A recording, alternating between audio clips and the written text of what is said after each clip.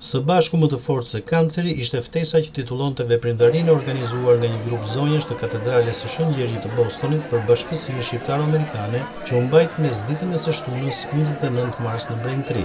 Rreth 70 pjesëmarrës u bën pjesë atij grupi shoqësh dhe miq rreth Nekës, të mbështetur nga organizata shqiptare të luftojnë kancerin për t'u njohur me rrezikshmërinë e sëmundjes. Kapi në kohë urimin, si dhe më kryesore, në poshtin e stigmës që lidhet rreth sëmundjes. Historitë personale apo dhe ato të njerëzve të dashur dhe të afërmve ishin ndoshta dhe arritja kryesore që ky takim mundsoi për njohjen për herë të parë në publik. Enkeleida Klosi, Ilmanda Dhami dhe Ela Skëndi ndanë me pjesëmarrësit ato që kjo si ide për të ndihmuar Nekën menjëherë u mbështet nga organizata shqiptare të luftojnë kancerin dhe në këtë rrugtim organizatorët vërtet njohën cilësitë brenda vetes, forcuan zërin për të qenë në gjendje që të flitet hapur rreth sëmundjes, prej ku ndërgjegjësimi për të parandaluar kancerin lidhet me shumë faktorë, por dy më të rëndësishmit, siç janë ndihma dhe dashuria për njëri tjetrin, duhen vlerësuar. Roberta Panariti Nashi, presidente dhe themeluese e Organizatës Shqiptare të luftojnë kancerin, njohur pranishmit me një përshkrim historik të përmbledhur të organizatës që vepron që prej vitit 2019, ku Bashkësia Shqiptaro-Amerikane ka gjetur gjuhën e bashkëpunimit që nga bazat vullnetare në pjesëmarrje e deri tek personeli profesional që ndjek me përpikëtmëri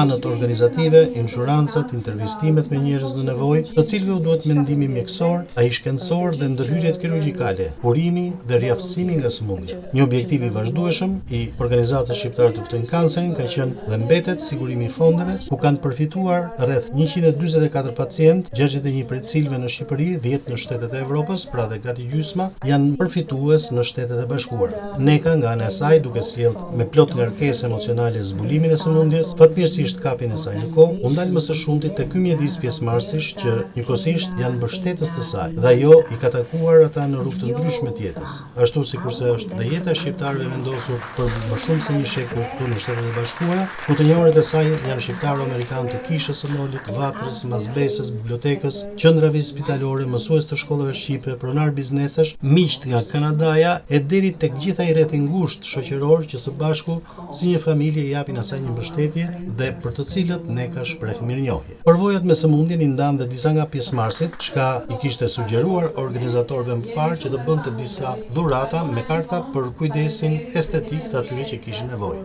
Takimi rodhi mëtej me një zbavitje muzikore dhe me një tryezë ushqimesh të freskëta, të cilat shquhen gjithmonë në të tilla raste për zgjerimin e një rrjeti bashkëpunimi dhe njohje mes bashkëdhetarëve, të cilët mësojnë dhe ndajnë përvojat e njëri tjetrit, sidomos kur bëhet fjalë për çështjet e kujdesit shëndetësor.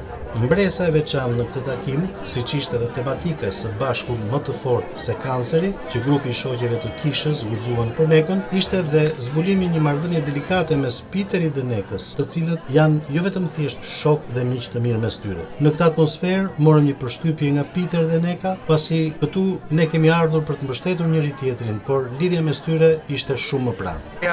My name is Peter. I'm lucky enough to